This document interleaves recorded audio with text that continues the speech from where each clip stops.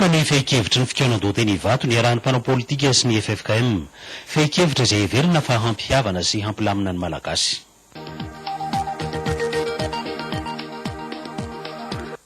Mizarazara ny toko leader fanilo rehefa tsy nanana kandidat atolotra, ka ao ny manohana ny Hajo Andrinay Narvilo ary ao kosa ny manohana ny General Kami Vital.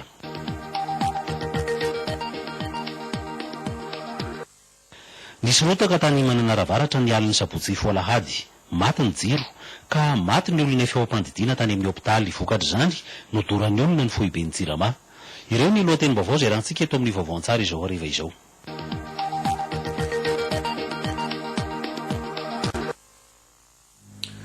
Miravantsika rehetra tompoko hariva nasantsika hanaraka ny vaovao an-tsara ny televiziona malagasy. Tamin'ny hariva teo teny amin'ny CCI teny Ivato dia nivoaka ny fehi-kevitry ny fikaonandoha izay niarahan'ireo mpanao politika sy ny FFKM nandritra ny andro vitsivitsy teny amin'ny CCI eny Ivato.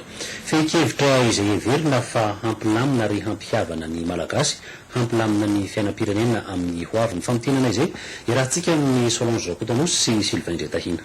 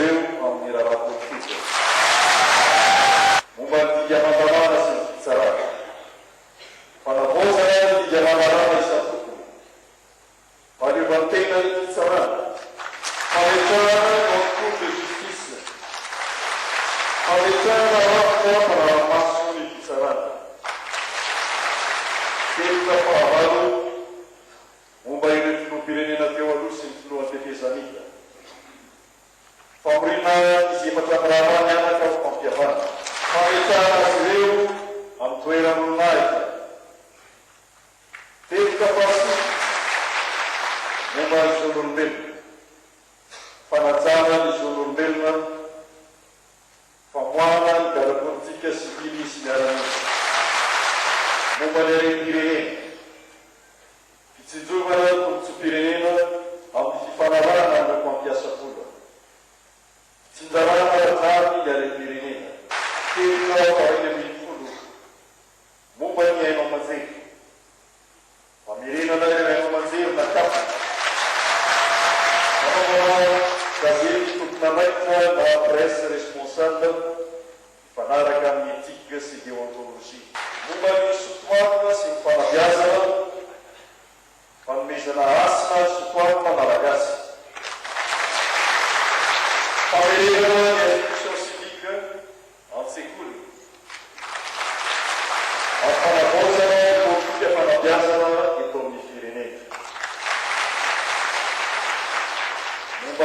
hisoroana ny fiverimberenan'ny krisy ireto ny fepetra misongadina teo anivon'ireo asam-bomiety.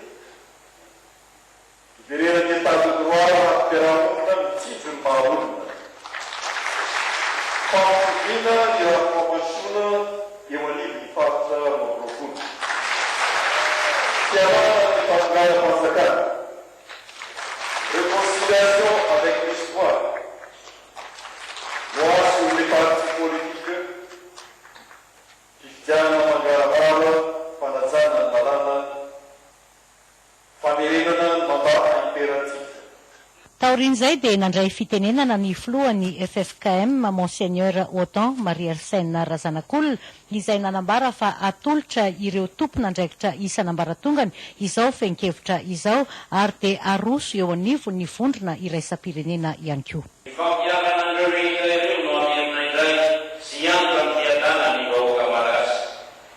Voadiana amin'ireo filoha efa mianaka izahay.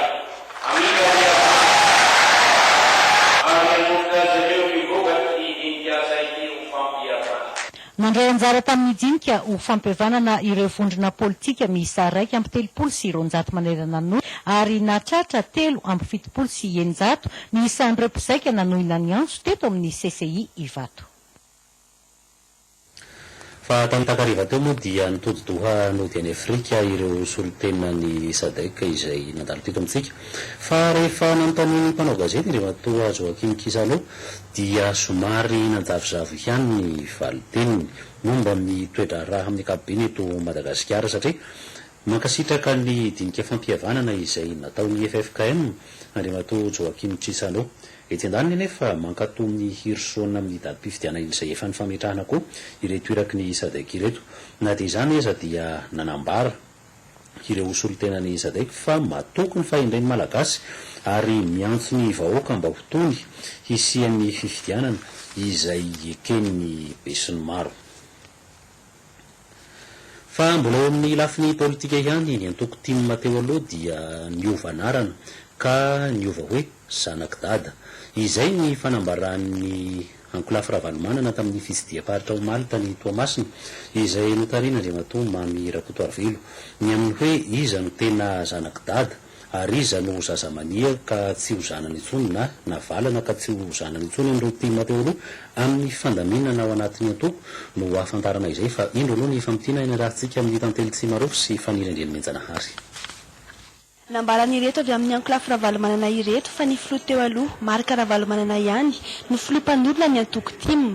Tsy mitombina araka izany ny filazana fa misy karazany maro ity antoko ity eto Madagasikara. Isy ny fepetra ho raisin'izy ireo manoloana izany.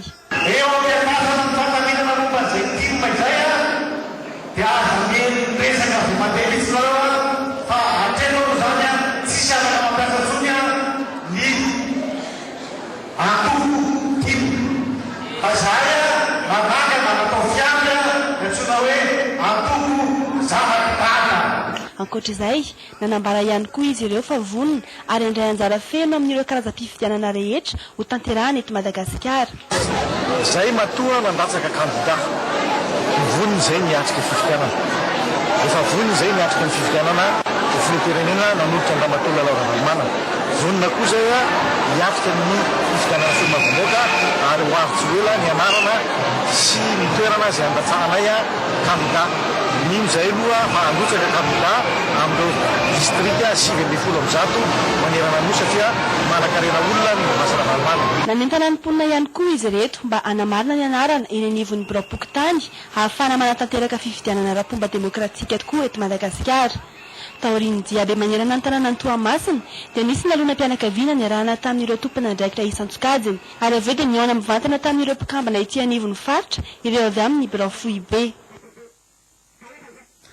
Izay momba ny timma sy ny Zanak Dada fa ny leader fanily kosa amin'izao fotoana izao dia mizarazara satria tsy nanana olona atolotra kandida aloha izy ireo ka amin'izao fotoana izao dia samy manana ny kandida izay tohanany ry zareo amin'ny leader fanily ka ny manaraka n'Andriamatoa Jean-Marc Sarakotomanonjy ohatra dia nisafidy fa hanohana ny jeneraly Camille Vital Antsarakotomanana sy Joelson Riaparany. Tsy manana kandida ho fidiana ho filoham-pirenena ny atoko leader fanily tarihan'Andriamatoa Jean-Max Rakotomamonjy, ny Général Camille Vital ny azy ny toanany. Mbola tsy vono amin'izany fanolorana olona avy ato anatin'ny atoko leader fanily. Tonga nanatona anay hanome haja sy ny voninahitra ny atoko ary ny fampidinika taminay tany amin'ny foiben'ny atoko dia misy kandida vitsivitsy anisan'izany ny Général Andriamatoa Albert Camille Vital. Ka ny matoa tsivony ho anay leader fanily moa ary ny matimatesan'ny filompanorona Erzoro Zafimaleo dia ny vina mpiarahamonina projet de société izay nataony tamin'ny fotoan'androny tamin'ny latsahany hofidiana ary tsy metsahatra zahay manavao an'izany mandrakariva araka ny toe-java-misy eto amin'ny firenena. Koa rehefa nifandinika zahay sy ny fanakalo hevitra tamin'ireny kandida rehetra ireny mahatsapa zahay amin'ny ankapobeny fa misy tokoa ny kandida izay heverinay fa manakaikaiky kokoa eo amin'ny fanatanterahana izany vina mpiarahamonina zany. Saorana kosa nasehatra ny Général Camille Vital izany safidy izany, manomboka eto ary dia hiara-iasa anatotosan'ny fampielezan-kevitra ny rotonta. Ny amin'ny fifidianana solombavam-bahoaka kosa dia hiezaka handray anjara hatrany ny atoko leader fanily tarihy ny filoha nasionaliny. Fa mbola mikasika ny leader fanily ihany ny mpanarahady Andrakotondrina Jean-Claude izay ministra ny varotra teo aloha kosa dia nanapa-kevitra fa hanohana ny kandida Hajo Andriananarivelo. Aurélia Rafringa sy Hajar Zafimpiasa no mitatotra ny vaovao. Zarazara ny antoko leader fanilo ho Andry Rakotondrina Jean-Claude dia ny kandida Hajo Andriananarivelo no toanana. Leader fanilo dia toko manaja ny demokrasia. Aminay zany fahitany azy dia satria 9 amin'ny 1 misy ireo proparitra zay nanao fanambarana anoana ny kandida Hajo Andriananarivelo ireo dia verinay fa ny fanajana ny maronisa zany no tokony masony antoko mantoko mpandala ny demokrasia ny antoko leader. Izahay dia manaja ny safidiny afaka manao an'izany zany ireo bureau de coordination régionaux sy ny bureau national zay manao an'izany aloany ary afaka manao an'izany koa ireo bureau de coordination zay efa nanaony azy tamin'ny 20 ny volana avril teo. No mafisin'izy ireo teto fa samy leader fanilo na ny andaniny izay manohana ny kandida Hajo na ny ankilany izay hiaradia amin'ny Camille Vital noho ny tsy fananana kandida nivoaka tamin'ny antoko no antony izao fizarazarana izao araka ny nambarana izy ireto ihany. Mbola isy ve izany ny leader fanilo hanohana kandida hafa? Fa ireo kandida izay tafarona tamin'ny lantorabe manajara dia nanambara fa vonona amin'ny fifidianana satria ny fifidianana ihany moa izy ireo no vahaolana hialana amin'izao krizy izao fa mitinana rahantsika amin'ny lantorabe manajara. Tamin'ny pahatonina sy tamin'ny fisainantanteraka ho anay manokana no sitoma koa ny taratasy firotsako fidiana ho filoham-pirenena noho ny fahitana hoe misafotofoto ny toedrara. Ho anay dia nazava ny hevitraitra any amboloany tsy tokony hahemitra mihitsy ny fifidianana satria io ihany no anisan'ny lalatokana anankiray ivoana amin'izao krizy izao. Ka rehefa nanapa-kevitra ny CRS zany fa hoe raisina daholo ny kandida rehetra dia alao andeha ny fifidianana fa matoky ny fahendren'ny malagasy ary matoky zahay nanampy hanonana ny kandida Sylvain Rabetsarona dia heverinay zany fa mendrika ho atrehana ny fifidianana mba tsy mikorotana tsony mihitsy zany eto amin'ny firenena lalaka izorana ivoantsika amin'ny krizy. Vonina trano zay hiatrika ny fifidianana satria fa be dia be zany ireo fikambanana efa manjatony mahery no manohana ny Patrick Rahamanana amin'ny alalany vitantsika KMPR fa mitaky kosa zay mangarahara tanteraka mihitsy